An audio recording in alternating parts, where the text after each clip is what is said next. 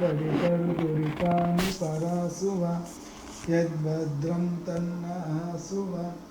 ఓం శాంతి శాంతి శాంతి.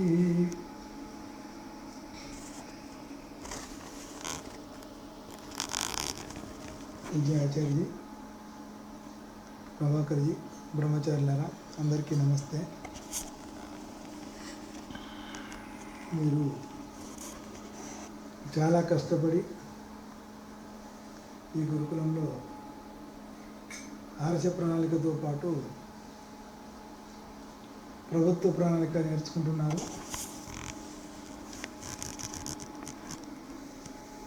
ప్రత్యేకించి ఆర్ష ప్రణాళికలో కూడా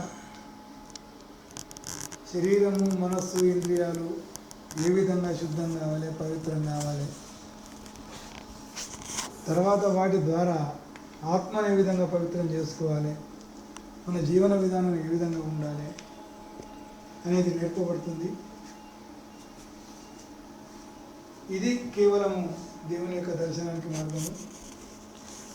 మనం బ్రతకడానికి ఎట్లా, భోజనానికి, బట్టలకు, సంపాదించడానికి ఏం విద్యలు కావాలి అన్నటువంటి విద్యలను ప్రభుత్వం ఏదైతే ఏర్పాటు చేసిందో వాటి ద్వారానే మనం పోవాల్సి ఉంటుంది. ఎందుకంటే వారు ఇచ్చినటువంటి సిలబస్ ప్రకారంగానే మనం చదువుకోవాలి. వారు పెట్టినటువంటి పరీక్షలనే మనం రాయాలి. ఆ ప్రకారంగానే మనం మార్కులు సంపాదిస్తే మనము ప్రభుత్వం దృష్టిలో కూడా గుర్తింపు పొందినటువంటి యొక్క చదువుకున్న విద్యార్థులు అవుతాం. లేకుంటే మీకు ఎంత తీరు ఉన్నప్పటికీ ప్రభుత్వం గుర్తింపు పొందినటువంటి యొక్క విద్యార్థులు కాకుంటే వాళ్ళు ఇచ్చే ఉద్యోగానికి మనం అర్హులం కాం. సమాజంలో కూడా ఈ భావన బాగా ఉన్నది. ప్రభుత్వం ఇచ్చేటువంటి ఉద్యోగాన్ని పొందాలి కాబట్టి ప్రభుత్వ పాఠ్య ప్రణాళికను చదువుకోవాలి అని తల్లిదండ్రులకు అందరికీ ఉన్నది. కాబట్టి ఆర్ష ప్రణాళికను పెడితే మన వాళ్ళు ఎవరు కూడా రావడానికి ముందుకు రావడం లేదు. ఎందుకు అంటే ప్రభుత్వ ఉద్యోగానికి అర్హులుగా అందరికీ ప్రభుత్వ ఉద్యోగం కావాలనే కోరిక బాగా ఉన్నదన్నమాట. దాని వలన కారణము ప్రభుత్వ ఉద్యోగానికి అందరూ వస్తున్నారు. కాబట్టి అందరికి ఉద్యోగం రావడానికి లేదు ప్రపంచంలో. ఎవరికి ఏ పని బాగా వస్తుందో అది చేసుకోవడమే మంచి పద్ధతి. కానీ అందరు ప్రభుత్వ ఉద్యోగం కావాలి. ప్రభుత్వ ఉద్యోగం అందరికి ఎట్లా చేస్తుంది? 40 కోట్ల మంది ఉంటే 4 కోట్ల మందికి మాత్రమే చేస్తుంది, మిగిలిన వాళ్ళకి ఇవ్వడానికి రాదు. మరి ఏమిటి? అందరూ బతకడానికి ఎవరి యొక్క పనులు వాళ్ళని నిర్ణయం చేసుకొని చేసుకోవాలి. అటువంటి పనులకు ప్రభుత్వం ఏర్పాటు చేసి పెడతలేదు. కాబట్టి వాళ్ళ నిరుద్యోగం ఉన్నది మన దగ్గర. కాబట్టి మీరు రెండింటిని సమానంగా చూసుకుంటా పోవాలి. అది పెద్ద ప్రణాళిక. నిరుద్యోగం లేకుండా చేయడానికి కుమ్మరి వాళ్ళు కుండలు చేస్తే సరిపోతుంది, కమ్మరి వాళ్ళు కమ్మరి పని చేస్తే సరిపోతుంది, మెదడు వాళ్ళు మెదడు పని చేస్తే సరిపోతుంది. ఇట్లా కనుక అందరూ కనుక అన్ని పనులు కనుక చేస్తూ ఉంటే మనుషులకు అవసరం ఉన్న పనులన్నీ అన్ని అవసరమే మనుషులకు. ఇవన్నీ కనుక చేస్తూ ఉంటే ప్రభుత్వం మీద ఆధారపడే పని లేదు. ఏ గ్రామానికి ఆ గ్రామం స్వయంగా సమృద్ధి సాధిస్తుంది. అందరికీ అన్నీ ఉంటాయి. భోజనం దొరకడం ముఖ్యం, అందరికీ బట్టలు దొరకడం ముఖ్యం, కావాల్సిన వస్తువు దొరకాలి. ఇవన్నీ అందరికీ దొరుకుతాయి. కానీ ఆ ప్రణాళిక లేదు. కాబట్టి ఇవన్నీ ఇబ్బందులు వస్తున్నాయి అన్నమాట. ఇప్పుడు మనం దాన్ని గమనించి ప్రభుత్వం యొక్క ఉద్యోగం కూడా కావాలనే ఉద్దేశం ఉన్నది. కాబట్టి దానితో పాటు దానికంటే నేను ఎక్కువ పని చేసి సంపాదించగలననే భావన మీకు రావాలి. ప్రభుత్వ ఉద్యోగం ఇచ్చినా నాకేం అక్కర్లేదు, వాడు ఇచ్చేది 30,000 40,000 వస్తే నేను ఇంకా పని చేసుకుని అంతకంటే ఎక్కువ వస్తాయి, నేను స్వతంత్రంగా బ్రతుకుతా, ఎవరి మీద ఆధారపడకుండా బ్రతుకుతా అనేటువంటి యొక్క భావన ఇక్కడ ముఖ్యమైన. అధీనా శ్యామ శరదశతం, ఎవరి యొక్క అధీనంలో కూడా ఉండకుండా నేను బతుకుదా అనేటువంటి యొక్క భావన కనుక వచ్చేది ఉంటే మీరు గ్రామాలను మార్చగలరు, మీరు మారగలరు, సమాజాన్ని మార్చగలరు, మీరు దేశాన్ని కూడా అన్ని ఇలా అభివృద్ధి తీసుకురాగలరు. అది మన వేదాల్లో కూడా శాస్త్రాల్లో కూడా బాగా ఉన్నది.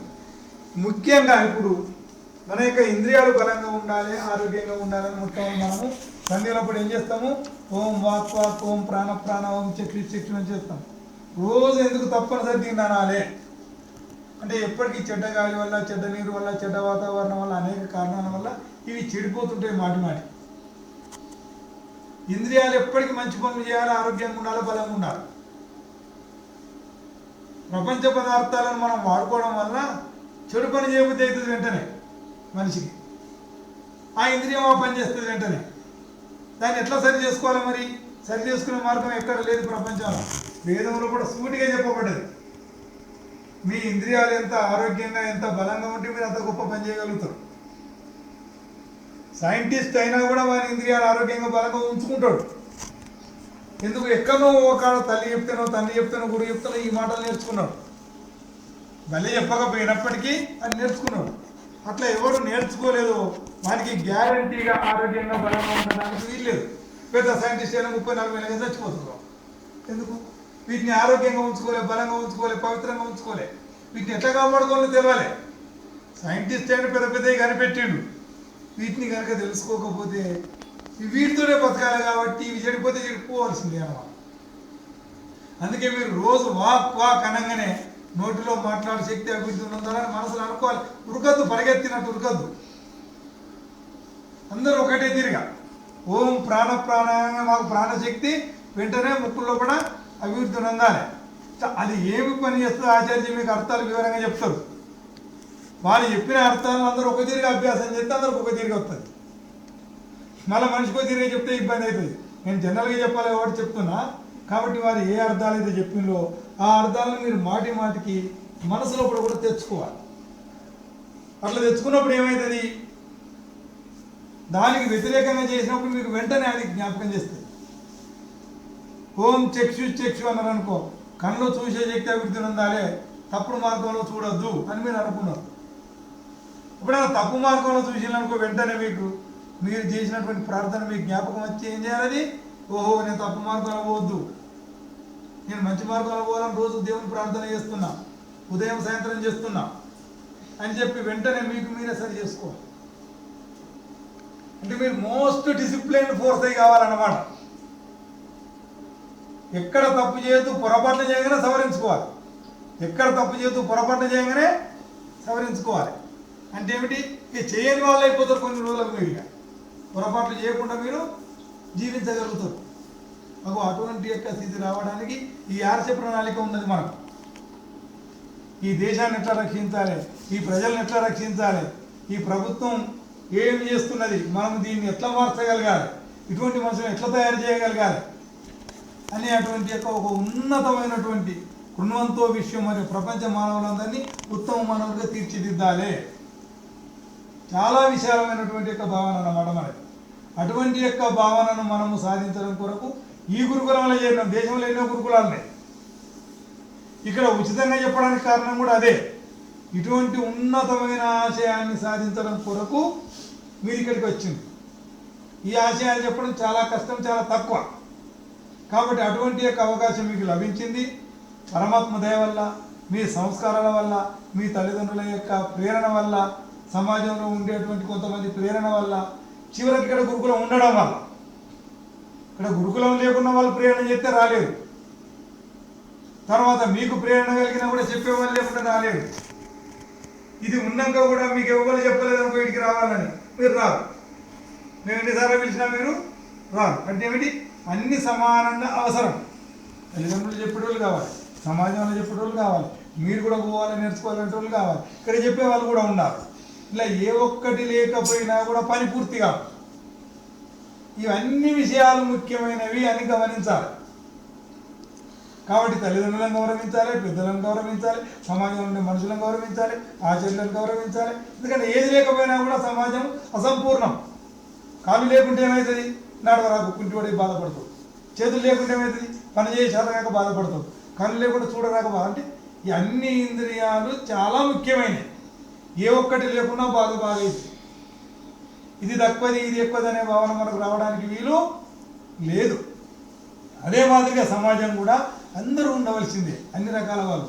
కాబట్టి ఇది గమనించి మీరు అందరి యొక్క ఆజ్ఞలను పాటిస్తూ మీ ఆరోగ్యాన్ని చెడిపోకుండా మీకు విశేషమైనటువంటి తెలివి కలిగేటట్టుగా, పాఠశాలలో కూడా చెప్పే పాఠాలు బాగా వచ్చేటట్టుగా, పద్యాలు బాగా వచ్చేటట్టుగా, మంత్రాలు బాగా వచ్చేటట్టుగా, భజనలు బాగా వచ్చేటట్టుగా వాళ్ళన్నీ డిజైన్ చేసి పెట్టింది కదా. ఏది చెప్తే అది రావాలి మీకు. కొత్తది రావాల్సిన పని లేదు. వాళ్ళు ఇక్కడ ఒక క్రమశిక్షణ ప్రకారంగా వాటిని గట్టిగా నేర్చుకొని ఎప్పటికప్పటికి సమానంగా చదవాలంటే సమానంగా చదవాలి. ప్రయత్నం చేయాలి. అందరూ చేస్తలేరు. ఎవరు ఎటో పోతాను, ఎవరు ఎటో ఆలోచిస్తాను, ఏదో చేస్తాను అన్నమాట. తప్పులు పోవడానికి కారణం ఏంటిది? మనసు కంట్రోల్గా లేదు, వేరే పనుల మీద ఉన్నది. కాబట్టి మీరు ఆ విధంగా చేసి నేర్చుకొని చాలా క్రమశిక్షణతో విశేషంగా మీరు నేర్చుకొని గొప్ప గొప్ప వాళ్ళు కావాలని, సమాజంలో కూడా సమాజాన్ని మార్చే వాళ్ళు నాయకులు కావాలని, విద్వాంసులు కావాలని, మార్గదర్శకం చేయాలని ఈ సందర్భంగా నేను ఆశిస్తూ మీ అందరికీ కూడా ఈ విషయాన్ని చెప్తూ మీరు పూర్తి క్రమశిక్షణతో పాటిస్తూ ఉంటారని చెప్పి మనం చెప్తూ అవకాశం కలిగించిన ఆచార్యులకు ధన్యవాదాలు అర్పిస్తూ ఇంతతో వినిస్తున్నాను. ఓం శాంతి. धन्यवाद जी। समझ में आया? अनुशासन में रहना, डिसिप्लिन। अनुशासन में नहीं रहेंगे तो आप लोग